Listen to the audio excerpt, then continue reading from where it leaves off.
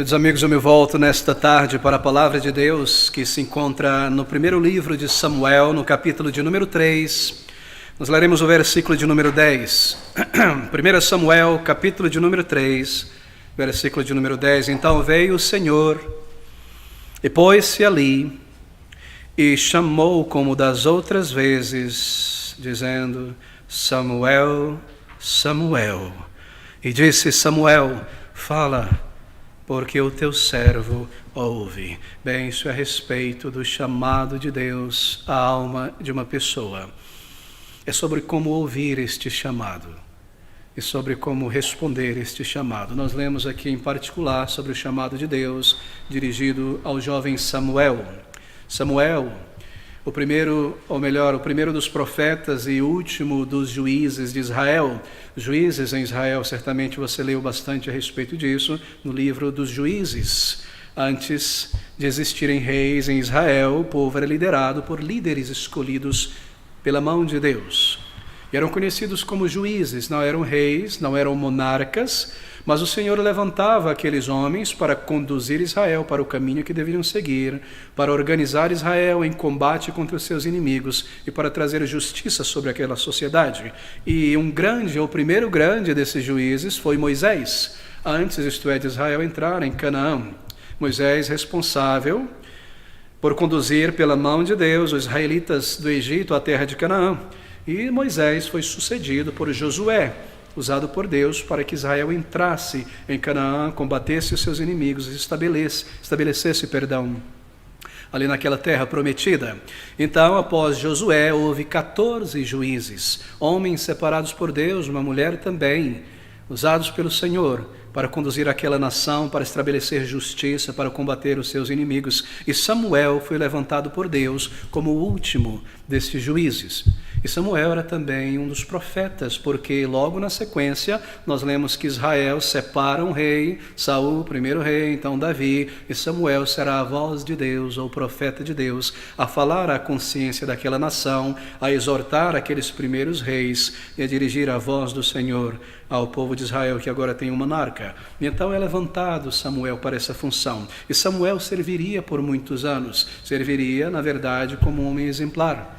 Samuel viveu por volta do século XI a.C., um homem extraordinário. É muito interessante ler a biografia de Samuel, a maneira como Deus o chamou, o seu relacionamento com o Senhor e o seu pastoreio da nação de Israel.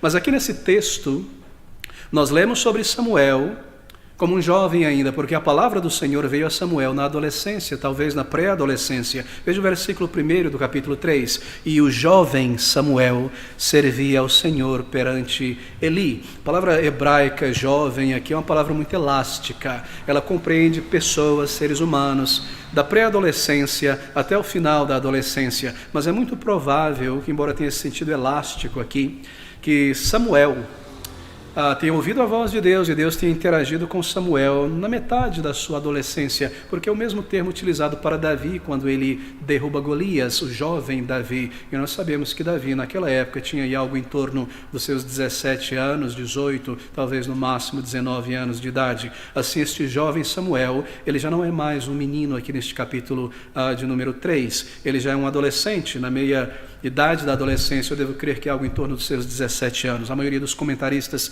tendam em torno dos 15, 16 anos, eu penso que seja por ali 17 anos. Nós não sabemos, este é o fato, nós não sabemos a idade de Samuel, mas nós temos algumas pistas. Veja o capítulo 2, versículo 18. Porém Samuel ministrava perante o Senhor, sendo ainda jovem, vestido com um éfode de linho. Mais uma vez está aqui a palavra jovem, nós não sabemos exatamente a sua idade, mas nós sabemos que ele ainda era tenro em idade, porque o versículo 19 nos diz que a sua mãe lhe fazia uma túnica pequena, como a túnica de um levita, porém pequena. Ele era ainda um jovem pequeno. Aqui neste versículo 19 nós não sabemos, 12 anos de idade, 13 anos de idade, talvez um pouco mais, mas ele já ministrava perante o Senhor, isto é, ele alcançou uma idade em que podia fazer algum serviço de ministração no templo.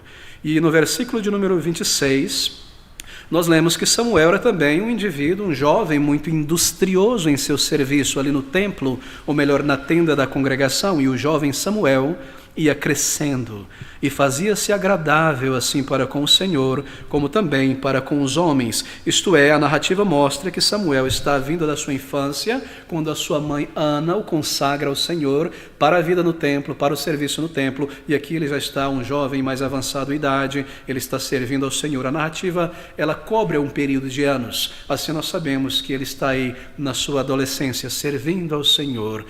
Ele era da tribo de Levi, assim, da tribo sacerdotal, foi consagrado por sua mãe Ana, que orara ao Senhor por não ter filhos, e o Senhor a abençoou, e ela disse que dedicaria aquele jovem para Deus e para o serviço do Senhor. Você lê isso no capítulo 1 e capítulo 2, uma bela narrativa da obra de Deus. E ele cresceu no templo, ou melhor dizendo, na tenda da congregação, porque o templo de Salomão, de Davi e Salomão, ainda não tinha sido construído. Assim deveria ser aquela tenda que fora armada no Egito, ou melhor, fora do Egito, no caminho para Canaã. Muito provavelmente aquela tenda já tinha se deteriorado um tanto e certa estrutura mais sólida havia sido levantada, porque o termo templo é utilizado aqui, não tenda apenas da congregação. E a Bíblia é infalível, assim nós sabemos que está registrando talvez alguma modificação estrutural naquela tenda que trouxe a ela um aspecto mais sólido, mais permanente, para durar aí alguns séculos. De qualquer maneira, era o lugar de habitação da arca do Senhor. Era o lugar onde o sacrifício era realizado, era o lugar onde Deus falava com os seus servos, e ali estava Samuel. E por ter crescido ali desde bebê, Samuel certamente recebeu uma educação exemplar. A leitura, o conhecimento, tudo lhe foi dado. Um levita ele era, da tribo de Levi. Recebeu uma boa educação, o temor do Senhor, andando com pessoas que conheciam a Deus, ouvindo a lei de Deus, observando os sacrifícios e a mensagem, as lições que aqueles símbolos comunicavam, guardando essas coisas em sua mente como um garoto. E nós lemos neste versículo que era um rapaz industrioso. E no versículo 21 nós lemos que o tempo está passando. Visitou, pois, o Senhor a Ana, isto é, a mãe de Samuel, que concebeu e deu à luz 3 filhos e 2 filhas, e o jovem Samuel crescia, se desenvolvia, avançava diante do Senhor. Assim, possivelmente, na adolescência, 15 a 17 anos, talvez aos 17 anos, e é nesta idade, este é o meu ponto aqui, é nesta idade que Samuel conhece a Deus, que a sua conversão acontece, que ele tem uma experiência pessoal, em primeira mão, do Senhor, com o Senhor. Queridos amigos, conversão na infância é algo muito real, é algo muito verdadeiro. É possível, e isso tem acontecido, que uma pessoa nasça de novo na pequena idade e tenha os seus pecados perdoados. E eu tenho conhecido pessoas que relatam terem conhecido a Deus em arrependimento e fé aos 6 anos de idade, aos 5 anos de idade, aos 9, aos 11 anos de idade, e há centenas de pessoas que foram salvas e experimentaram a conversão em uma vida para Deus e nunca mais voltaram atrás e tiveram frutos de conversão, uma vida para o Senhor. E ao longo da história, milhares de homens e mulheres foram salvos na adolescência, na infância. Nós vemos isso nas páginas da Palavra de Deus e temos conhecido tantas pessoas que tiveram um encontro verdadeiro, uma experiência real de conversão com o Senhor na adolescência. Mas embora seja algo comum a salvação na infância e na adolescência, é surpreendente, não é, que isso aconteça? É realmente surpreendente. Por quê? Porque a infância é esta fase na vida de um ser humano onde tudo é trivial, é o período das coisas triviais, não é, superficiais, e muitos adolescentes ou pré-adolescentes são tomados por inteiro com esta vida. Você chega ali aos 12 anos de idade, você já está instituído neste mundo como mundano. Você absorve as coisas desta vida, o entretenimento, os apelos deste mundo. Sua mente só pensa nestas coisas, como eu vou ser, o que eu vou vestir, o que essas pessoas estão fazendo. Eu vejo na internet os meus colegas, o que eu vou ser depois, o que eu vou adquirir, o que eu vou comprar. Sonhos terrenos aqui neste mundo, e não parecem ser capazes de pensar nesta fase sobre coisas abstratas, subjetivas, como a alma, como a vida e o seu significado. Muitas vezes é apenas o que eu vou comer, o que eu posso ter, se o que eu visto é bom, não é bom, coisas como essa. A maioria não parece ter esta capacidade de pensar sobre coisas abstratas. Assim, é surpreendente que alguém seja salvo na infância, na pré-adolescência ou adolescência. Há muitos adolescentes, tenho conhecido muitos, que se tornam tão rebeldes contra Deus, porque eles sabem que as coisas de Deus É como que uma limitação, uma restrição para as buscas terrenas, pecaminosas que eles têm. Seus desejos de fama, de sucesso, de prazer, de ser alguém na escola, uma personalidade, alguma persona, não é? No meio dos colegas. E eles sabem que estas coisas da palavra de Deus e a mensagem de Deus vêm a lidar com a alma e dizer para ele que há tantas coisas pecaminosas neste mundo. Eles não querem, eu me afasto disso, porque eu estou muito interessado neste mundo. E eles passam a desprezar as coisas de Deus. Outros jovens desprezam as coisas de Deus simplesmente porque os seus colegas e amigos não têm qualquer interesse pelas coisas de Deus. Mas ainda assim, amigos, ainda assim, tem havido tantos meninos, meninas, jovens, adolescentes, que pela bondade de Deus tiveram seus corações rebeldes transformados, o seu orgulho quebrado, a sua ignorância, oh, queridos amigos, e foram salvos na infância, salvos na juventude, na adolescência, de maneira que conversão na infância, embora seja comum, é tão extraordinário, não é? Que Deus mova, toque um coração e transforme uma pessoa por completo na adolescência. Mas, amigos, seja na juventude, seja na adolescência, seja na vida adulta, ou mesmo seja no final da vida, observe isso, toda conversão começa com um chamado de Deus. E esse é o ponto principal dessa narrativa que nós lemos aqui. É o chamado de Deus na alma. É um chamado iniciado por Deus. É Ele quem dá este passo inicial de um toque na consciência, de virar o rosto de uma pessoa desta vida para as coisas mais importantes e eternas. É Deus quem nos chama, é Deus quem faz isso. Bem, não através de uma voz humana nos tímpanos, não é assim que Deus faz, é claro que não. Nós temos um exemplo aqui no Antigo Testamento e ainda outros, porque Samuel seria um profeta. Ele deveria se acostumar a ouvir a voz de Deus falando para comunicar e registrar a palavra de Deus, que ainda está aqui em seu processo de revelação progressiva. Mas Deus normalmente fala a consciência de uma pessoa. E esse chamado, ele pode acontecer muitas vezes quando a pessoa ouve a pregação da palavra de Deus. Ou quando esta pessoa ouve um testemunho de conversão, alguém que senta com ela e compartilha como Deus tocou e lidou e transformou a sua vida, ou algum método similar pelo qual Deus põe o dedo em tua alma e de repente você ouve o chamado de Deus e de repente você entende que estas verdades têm a ver com a tua vida e que este livro ele explica a vida e todas as coisas e que há questões que eu nunca parei para pensar. De repente Deus como que põe o seu dedo em tua alma e assim Deus chama e fala a vida de uma pessoa, seja ouvindo a pregação da palavra de Deus, seja ouvindo um testemunho de conversão, seja lendo uma literatura que fale sobre estas verdades eternas e a voz de Deus. Bem, deixe-me colocar nesses termos. A voz de Deus, quando ela vem a nós, ela vem da seguinte maneira. Ela vem primeiro como um senso de inquietude. Não é interessante? As coisas não estão direitas comigo. As coisas não estão certas comigo em relação a esta vida e o seu propósito e o seu significado em relação a Deus, o meu Criador. A maneira como Deus fala a primeira vez com uma pessoa ao tocá-la é como que trazendo um senso de inquietude. É um chamado para pensar. É um chamado para parar e pensar. Muitas e muitas vezes é assim. Nós não estamos pensando sobre a vida com V maiúsculo. Nós estamos pensando sobre a vida com V minúsculo. Amanhã, as contas, alguma coisa terrena, minha saúde, meu vestibular, minha carreira, a promoção, coisas como essa. De repente, Deus toca e nós ouvimos. E esse chamado inicial parece ser um chamado a pensar. É um chamado a pensar, queridos amigos. É uma percepção de nossa necessidade de Deus. E essa percepção, ela pode se aprofundar e tornar-se talvez uma percepção profunda e uma vergonha de meus pecados. Pode ser uma voz de convicção na consciência. Pode ser talvez um senso de que diante de Deus eu sou uma pessoa culpada pelos meus pecados. Eu sou uma pessoa manchada, eu não estou vivendo corretamente com o meu Criador, eu não estou andando direito diante dele. Ou pode ser, talvez, este primeiro chamado, esta primeira voz, que vem como um senso de decepção com este mundo, um senso de decepção com as pessoas, com esta vida, um senso de decepção consigo mesmo, e de repente você começou a ver como as pessoas falham contigo.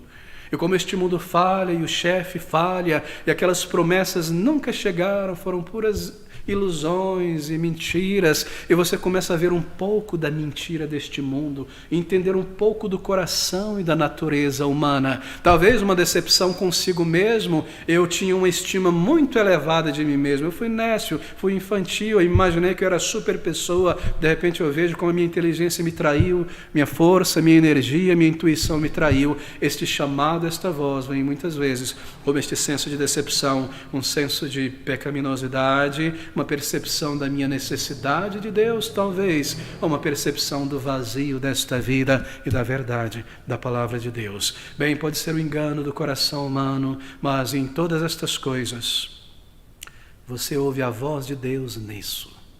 Você ouve a voz de Deus nestas coisas. E você percebeu que há um Criador. E você percebeu que aquilo que a Bíblia te dizia quando você ouvia sendo pregada ou lia é verdadeiro. E o que a Bíblia registra sobre o ser humano é verdadeiro, e sobre você mesmo é verdadeiro. E como o mundo e as pessoas são. Bem, queridos amigos, um senso talvez de eternidade cai sobre nós. Isso acontece muitas vezes, não é? Um senso da eternidade. De repente eu entendo, eu paro. É um momento fugaz. De repente, talvez diante da televisão, dirigindo o carro, pedalando, andando pela rua, você para e pensa, cai sobre ti, há mais da vida do que isso. A vida é muito mais do que isso. Será que a vida é somente isso? Há muito mais. Este é um senso da eternidade. E você começa a ouvir a voz de Deus e a pensar. É algo tão pessoal.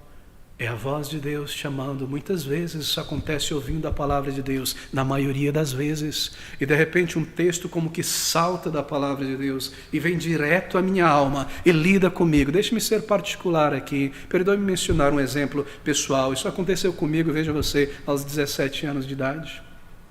Crescendo num lar evangélico, ouvindo a palavra de Deus sendo pregada a cada dia, visitando igrejas de manhã, de tarde, de noite, em acampamentos, em retiros, em EBF, na escola da manhã, ouvindo a palavra de Deus, a tal ponto que, saturado por ela já não fazia mais efeito em minha vida, eu apenas seguia pelos mecanismos, buscava ser uma boa pessoa, mas um dia, pela misericórdia de Deus, a palavra de Deus, um texto que eu tinha lido tantas vezes e ouvido tantas vezes, de repente, parece que ele tomou cor e falou a minha vida. Ali estava eu lendo a Bíblia, e de repente, lendo esse texto de 1 João, no capítulo 3, versículo de número 9, estas palavras de Deus que diz assim: todo aquele que é nascido de Deus não vive na prática do pecado, pois o que permanece nele é a divina semente. Ora, esse não pode viver pecando, porque é nascido de Deus. Eu simplesmente caí em mim mesmo.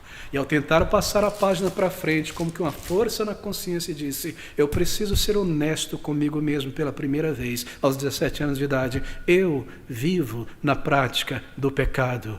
Eu não nasci de novo. E os pecados que eu cometo hoje aos 17 anos são os mesmos pecados que eu cometi aos 16, 15, 13, 11, 9, 5 anos de idade. Isto é, eu tenho vivido nesses pecados em minha mente, em meu coração. A semente de Deus não pode estar em mim, porque eu vivo em meus pecados. De repente eu ouvi a voz de Deus nesse texto falando comigo.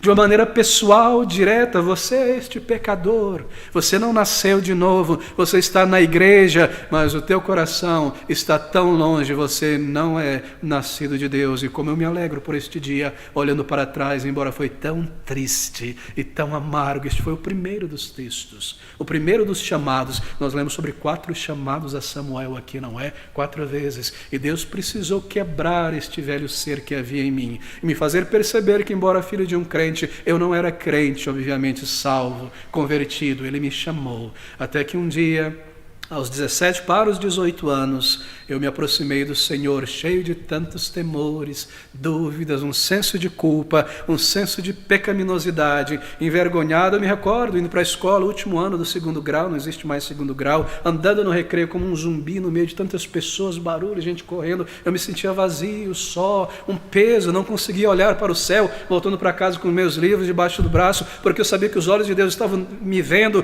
e me via todo sujo de pecado, de imundície, de imoralidade, de mentira, de vazio, cansado, sujo, pecaminoso, culpado, Deus me chamou. E naquele dia eu fui aos pés do Salvador e clamei por vida. Em outras palavras, disse: Senhor, fala que eu te escuto, perdoa o meu pecado, transforma a minha vida, salva, me dá um novo coração. Como Deus fala, como Deus toca. E aqui está um exemplo, perdoe meu exemplo pessoal, mas o chamado de Deus, talvez ele tenha ouvido a você aos 20 e tantos anos, aos 30 e poucos anos, aos 50 anos, e de repente, depois de labutar e martelar nesta vida, você parou e pensou: o que é a vida? Trabalhar, comer, dormir, parece ciclos, não é? Ciclos. Comer, dormir, trabalhar, um pouco de distração, depois o ciclo novamente, distração e a idade passando, uma nova experiência, voltando aos meus trabalhos, etc. Aqueles ciclos, e de repente você para: o que é a vida? Será que é só isso? E Deus falando: há muito mais para a vida. Ou talvez tenha vindo a você no momento de tristeza, a perda de alguém, e você percebe: a vida é real e a morte também, e há um dia de prestar contas. Ou talvez você tenha caído em si quando você viu algo tão profundo e tão belo e maravilhoso, o nascimento de um filho talvez, e você percebeu a vida ali pulsando. Só Deus pode trazer isso à existência. Quão mentirosa é a teoria da evolução e o ateísmo, e tudo isso é tão satânico para enganar e iludir as pessoas. E de repente Deus falou à tua consciência e você percebeu algo sobre a eternidade que te levou a ouvir mais do Senhor e a sondar o teu coração. Oh, queridos amigos, Deus fala e Ele chama de tantas maneiras. E nós lemos aqui nesse texto que Samuel, não é maravilhoso? Ele foi chamado por nome. Esse é um chamado pessoal, não é? Ouça essas palavras. Nós lemos sobre o chamado de Samuel 3 vezes, isso acontece. No capítulo de número 3, no versículo de número 8, o Senhor, pois, tornou a chamar a Samuel terceira vez, e ele se levantou e foi a Eli. A palavra do Senhor dirigida a ele de uma maneira pessoal, em todas as instâncias, nas 4 vezes, na verdade, foi um chamado por nome. E este, amigo, o chamado de Deus, ele é um chamado pessoal, um chamado que vem a mim como que dizendo: eu devo buscar o Senhor. Aquela mensagem que é dirigida pelo pregador a todos, de repente ela passa de ser uma mensagem genérica para todos, e de uma maneira tão poderosa e estranha, parece que ela vem falar comigo como se eu fosse a única pessoa nesta congregação, ou como se esse versículo tivesse sido escrito somente para mim. De repente a voz do Senhor dizendo: você, algo deve ser feito em minha vida. Eu sou essa pessoa que precisa ser salvo. Deus lidando de uma maneira individual. Veja esse versículo 2 ao versículo de número 4. Observe que interessante. Estou em 1 Samuel capítulo 3. E sucedeu naquele dia que, estando ele deitado no seu lugar, os seus olhos começavam a escurecer, não porque ele estava pronto para dormir, mas porque não podia ver pela idade, isto é. E estando também Samuel já deitado antes que a lâmpada de Deus, isto é, o candelabro da tenda da congregação, se apagasse no templo do Senhor, onde estava a arca de Deus, o Senhor chamou a Samuel e ele disse: eis-me aqui, eis-me aqui. Deus chamou a Samuel, era tarde da noite, nos é dito isso pela marcação do horário das lâmpadas, o candelabro no templo. Eli tinha ido dormir, se retirado, Samuel também, e de repente, naquela hora, sozinho, tarde da noite, momento de se retirar e descansar, a voz do Senhor pessoalmente dirigida a Samuel. Bem, provavelmente, Samuel não estava ainda dormindo. Eu gosto de pensar desta maneira, que Samuel não estava dormindo, mas que ele estivesse pensando em seu leito, considerando as coisas. Porque dificilmente, amigos, Deus chama alguém quando esta pessoa está muito superficial na vida. Muito dificilmente. Leve como uma pena. Quando não há nenhuma consideração séria sobre a alma, sobre a vida, sobre o seu significado, sobre as coisas mais profundas. Nenhuma atenção para Deus, a sua palavra. Assim eu creio que Deus chamou Samuel quando ele estava acordado e quando ele estava pensando sobre coisas eternas. Sobre a sua própria alma, talvez, sobre o Deus eterno. Isso aconteceu com Davi na sua juventude. O seu chamado foi um chamado consciente. E Samuel, ele ouve uma voz real. Nós lemos aqui que Deus falou com Samuel. E Deus se dirige a Samuel desta maneira, e ele ouve uma voz real, na verdade. Não foi apenas imaginação, não foi um senso de uma voz dentro de si, mas foi a própria voz de Deus. E estando também Samuel já deitado, antes que a lâmpada de Deus se apagasse no templo do Senhor, onde estava a arca de Deus, o Senhor chamou a Samuel e disse ele: eis-me aqui. Foi uma voz real. Uma voz dirigida à sua audição. Bem, como eu disse, essa não é a maneira que Deus normalmente fala. Mas no caso de Samuel, foi necessário que assim fosse, para que fosse registrado aqui. E porque Samuel também, como eu disse, seria um profeta. Ele haveria de se acostumar a ouvir a voz, o timbre daquele mensageiro enviado por Deus. Mas a voz que Samuel ouviu aqui, ela foi tal que ele não pôde imediatamente atribuí-la a Deus. Ele pensou, a única pessoa que pode estar me chamando a uma distância da audição é Eli. Na próxima câmara, talvez aqui do lado, lá um pouco mais afastado, e assim tendo ouvido com clareza o timbre da voz, talvez a voz de um homem, a uma certa distância, ele se levanta, nós lemos no versículo 4 e no versículo de número 5, e ele se dirige então a Eli, e correu a Eli e disse: eis-me aqui, porque tu me chamaste. Mas ele disse: não te chamei eu, torna a deitar-te. E foi-se e deitou-se novamente. E a lição aqui, queridos amigos, é que Deus começa a lidar, chamar uma pessoa, tocar em nossa consciência, a trazer um incômodo, a trazer pensamentos sobre a vida. Deus começa a fazer isso, é assim que ele começa a falar com uma pessoa. Bem, nós não percebemos que é ele, essa é a lição aqui. Quando Deus chamou, falou com Eli, com Samuel, ele não percebeu, não entendeu que vinha de Deus, de um mensageiro de Deus. Ele atribuiu isso a Eli, correu para Eli, para o profeta Eli, perdão. E essa é a lição registrada aqui pelo Espírito. Quando Deus começa a lidar conosco, na maioria das vezes nós não atribuímos isso a Deus, nós não percebemos que é Deus, nós pensamos que são os nossos próprios pensamentos, as nossas próprias compreensões, ou algo que alguém tenha dito no passado e de repente voltou na memória e realmente o que aquela pessoa disse é verdade, e isso, aquilo, como que é algo que vem. Nós não atribuímos isso a Deus naturalmente. Não é interessante? Algo que nós lembramos, mas quando Deus chama, ele incomoda o coração, ele inquieta a consciência, ele fala de alguma maneira a nossa vida, mas não é algo aparente, algo que é prontamente percebido como vindo da parte de Deus. E esse é o caso de Samuel. O Senhor chama Samuel e ele corre para Eli. Isso é muito importante, queridos amigos, porque quando Deus chama, marque isso. Talvez você esteja confuso a buscar a Deus, isso vai lhe ajudar. Quando Deus chama no início, não é algo espetacular, algo dramático, não é algo como uma visão, um anjo vindo, um acidente terrível, uma coisa que se manifesta, alguém vestido de branco, essas coisas que nós ouvimos por aí. Quando Deus fala pela primeira vez, não é algo espetacular, não é algo dramático este chamado. Ele vem no início como algo simples, como algo direto na consciência, sem espetáculo. E você chegar ao ponto de pensar, isso foi eu, esse sentimento foi eu, como eu aos 17 anos, ao ler aquele texto da palavra de Deus, eu parei, eu pensei aquelas coisas, mas posteriormente, depois da conversão, eu entendi que fora Deus que me levou a perceber esta verdade. E é claro, com os mecanismos da alma, certamente, a raciocinar e ajudado pelo Espírito, a entender que aquilo era eu, que eu era aquele pecador. Assim, quando Deus começa a tocar e a falar, não é algo dramático, vem a nós no início como algo simples, algo direto à consciência, sem espetáculo. Quando você, por exemplo,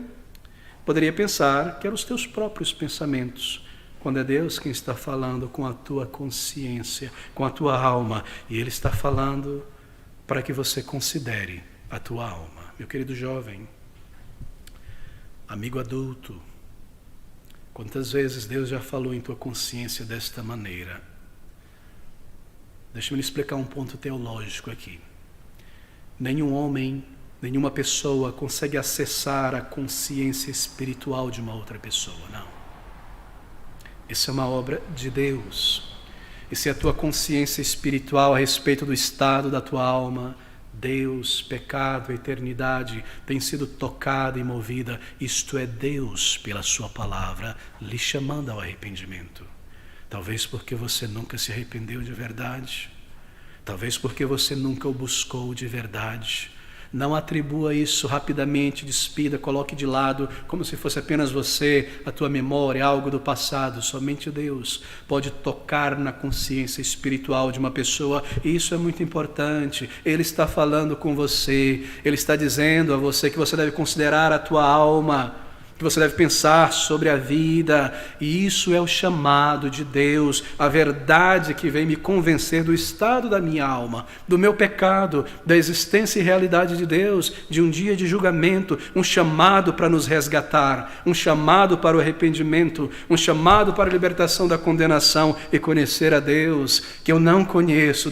Samuel não conhecia Deus, nos diz a palavra de Deus, e andar com Deus, um chamado a ir a Jesus Cristo, para a reconciliação, um chamado ao perdão, um mover na consciência, um inquietar da alma. Pense sobre isso. Observe esse versículo de número 5, nós precisamos correr aqui. E correu a Eli e disse: eis-me aqui, porque tu me chamaste. Mas ele disse: não te chamei. Torna a deitar-te. E foi, e deitou-se. Bem, talvez ele pensou, Eli deve estar sentindo alguma dor, deixa eu correr lá, ele me chamou. Ele já é um homem idoso, que ele pode de repente passar para a eternidade. E talvez ele pensou assim, talvez ele imaginou que fosse algum som, alguma outra coisa. Eli, não é? Imaginou que Samuel estava pensando alguma outra voz, um som, um vento que reverberou, um animal do lado de fora do templo, alguma coisa desse tipo. Não, fui eu, meu filho, volte, vá se deitar. Ele deve ter ouvido algum outro som, imaginou que era a minha voz. E Deus move no coração, e Deus perturba a consciência. Você ouve um sermão, você lê uma passagem na palavra de Deus, você começa a pensar sobre a tua alma, o teu estado diante de Deus, mas ainda assim você pensa que essas coisas vêm de você. Não, é o chamado de Deus, e ele deve ser respondido. Todavia Deus, e você é responsável sobre a maneira como você irá responder a este chamado. Versículo de número 7. Porém Samuel ainda não conhecia o Senhor. Que palavras, não é? Ele não tinha comunhão com Deus, ele não tinha interação com Deus. Ele cria em Deus, ele servia a Deus na tenda, mas ele não cria em um Deus de um modo pessoal, individual, o que significa dizer que ele ainda não tinha encontrado Deus. Ele não tinha, como diz a Bíblia, experimentado uma obra de conversão, aquilo que é chamado na Bíblia como nascer de novo. Havia um vácuo espiritual, você está percebendo? Era uma pessoa, um jovem que temia Deus, criado num ambiente bíblico, conhecendo o temor de Deus, mas ele não conhecia Deus. Queridos amigos, o cristianismo não é meramente uma religião, é uma pessoa, é Cristo. E ser um cristão é conhecer a Jesus Cristo e ter o perdão de teus pecados e um relacionamento real com o teu Criador. Mas Samuel não conhecia o Senhor. O Senhor. É possível que uma pessoa creia em Deus, é possível que uma pessoa frequente a igreja por muitos anos, se torne um bom cidadão, um bom filho, um bom marido, uma boa pessoa, mas ainda assim sem Cristo, sem a salvação, sem o perdão de pecados. É mesmo possível que uma pessoa consiga avançar na vida moral. É possível que eu conheça muitos textos, muita teologia, que esteja integrado na igreja, no coral, na banda, na equipe, o que quer que seja, no louvor. Aqui está Samuel, no templo, ajudando o sacerdote, no sacerdócio do Senhor. Lhe foi permitido isso. Ele cria em Deus, mas ele não tinha tido ainda este encontro pessoal com o Senhor. Está claro aqui, não é, meu querido amigo, o significado disso?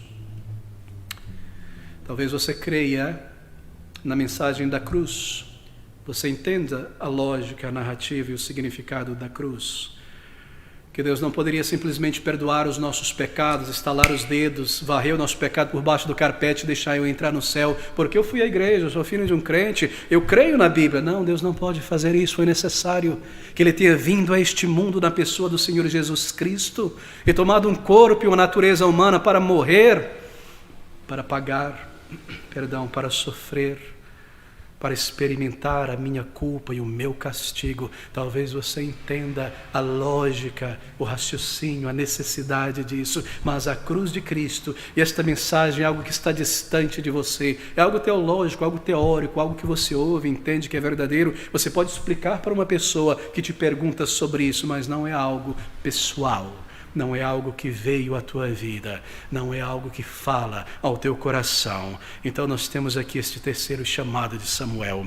O Senhor, pois, versículo 8, tornou a chamar a Samuel, não perca de vista o raciocínio, terceira vez, e ele se levantou e foi a Eli e disse: eis-me aqui, porque tu me chamaste. Então entendeu Eli que o Senhor chamava o jovem, um terceiro chamado. Assim foi comigo. Quantos textos, quantas vezes a voz de Deus na consciência, até eu entender que Deus estava me dizendo o estado do meu pecado. Então, pela misericórdia de Deus, responder em arrependimento. Então veio este grande chamado à alma, que o Calvário, a cruz, ela é real, e que eu sou esse pecador, e que aquela morte naquela cruz foi para redimir pecadores, e que se eu sou um pecador, isso também é para mim, que eu preciso deste remédio, e que eu devo buscar este remédio. Eli disse a Samuel: quando o Senhor te chamar, diga: Senhor, eis-me aqui, eu estou aqui. O pastor Eli, não é? Apesar de tantos erros aqui, ele sabia como conduzir alguém a Cristo, ele sabia como identificar alguém que não conhecia o Senhor. E às vezes as pessoas em nossa volta, elas percebem o que Deus está fazendo, não é, em nós. Quando às vezes nós não percebemos nada do que Deus está fazendo, mas nós percebemos às vezes, e de repente vem uma profundidade na vida daquela pessoa, de repente há uma busca, aquela pessoa superficial se torna um inquiridor pelo caminho, e ela começa a buscar e as pessoas olham para ela, parece que ela está distante. Você está doente? O que aconteceu? E a pessoa está doente sim, na alma. De repente ela sente os seus pecados, sente a sua condenação, a morte se torna real, o julgamento se torna real, e ao mesmo tempo o amor de Deus em Cristo. Ela começa a se maravilhar, e ela busca a Deus, ela se arrepende, clama por vida, e de repente nasce a adoração. A indiferença espiritual dá lugar à preocupação com a alma. Já não é mais aquela pessoa 100% na frente da televisão o dia inteiro, na frente do celular o dia inteiro, futebol, só aqui, só agora, morto, trivialmente enterrado neste mundo. De repente uma mente consciente, Deus toca no coração,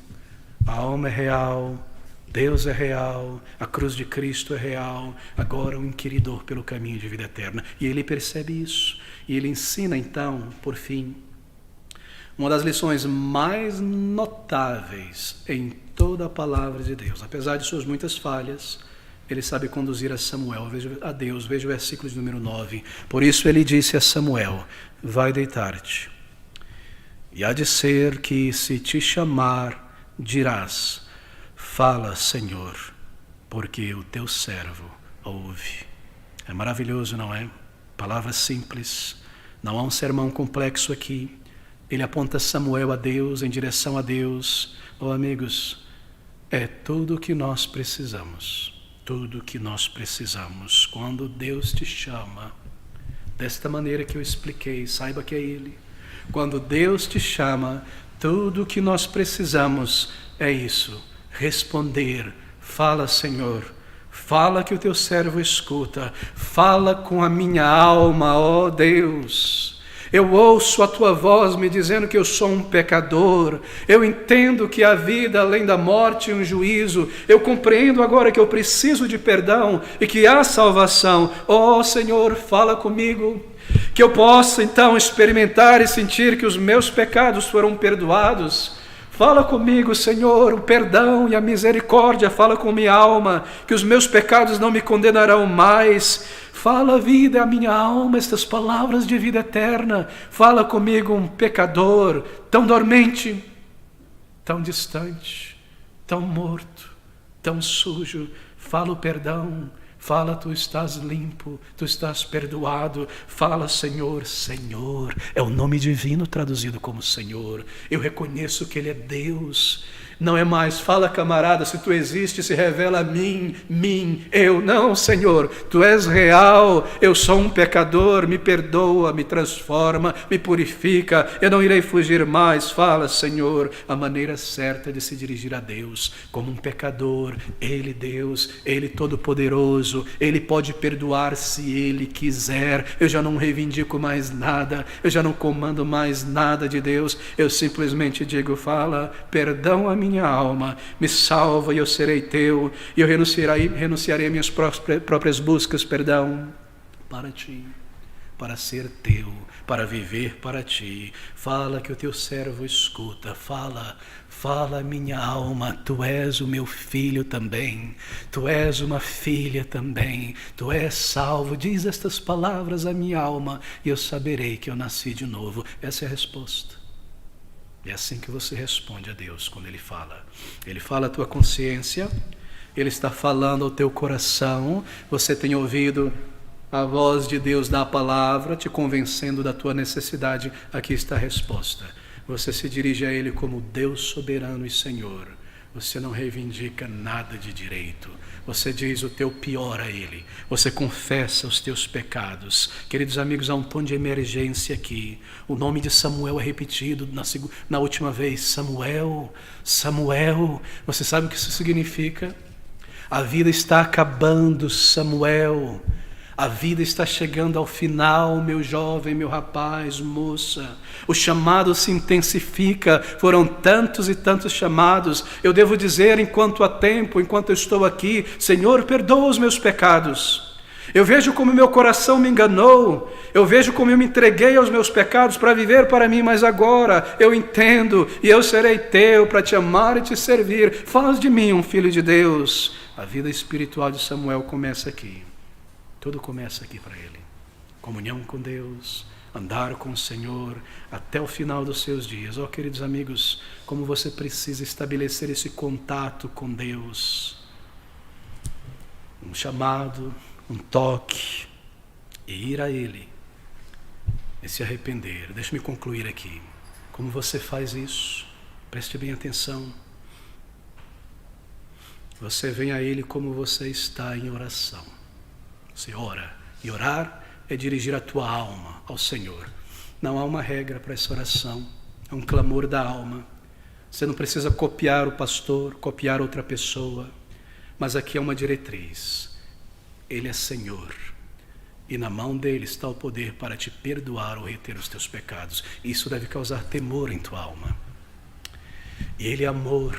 Ele proveu um Salvador que morreu no lugar do mais vil dos pecadores. Isso deve encorajar a tua alma. Assim você vem desta maneira.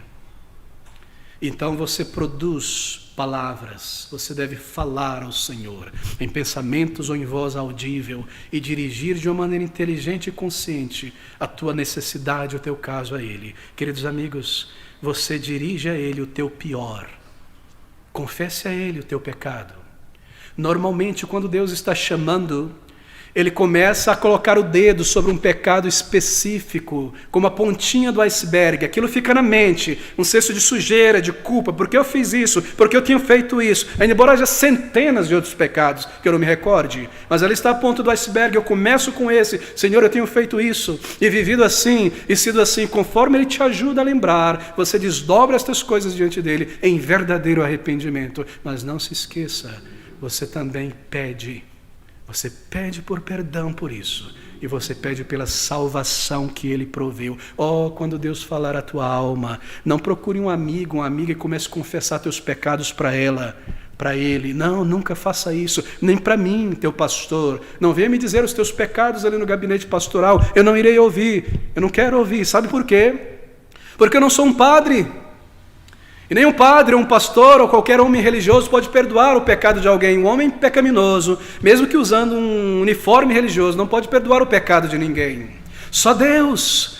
Quando Ele apontar o teu pecado, confesse ao Senhor. Segundo, se você confessar a uma outra pessoa, você vai ter um senso falso de alívio, mas não terá recebido perdão, porque quando nós confessamos um peso, traz um alívio psicológico, não é? Mas isso não é o perdão e a paz de Deus. Quando Deus colocar o dedo em tua consciência, você procura um lugar de arrependimento aos pés de Cristo, um lugar tranquilo, e você ora e dirige toda a tua alma, e você diz a Ele o teu pior, e você pede por uma nova vida, querido amigo, e você recebe a purificação dos teus pecados, e você recebe a certeza íntima de que você agora é um filho de Deus, uma filha de Deus. Oh, se Ele te chamar, responda humildemente.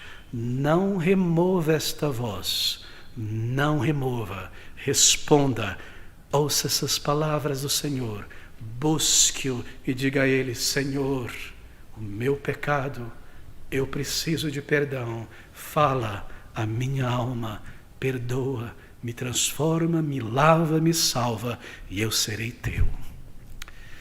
Vamos orar juntos. O glorioso e excelso Deus e Pai do Senhor Jesus Cristo, quão relutante nós somos a entender que só o Senhor pode falar sobre o pecado, sobre a justiça e sobre o juízo. Dai-nos ouvidos espirituais. Toca então mais uma vez em nossa consciência nesta hora e ajuda-nos a responder enquanto há tempo para o perdão e para a nova vida. Senhor, só o Senhor pode fazer isso. Salva aqui adultos, anciãos, meninos e meninas, para a glória do teu nome, para a nossa alegria. Nós te rogamos isto em nome do Senhor Jesus, e para o teu louvor oramos. Amém.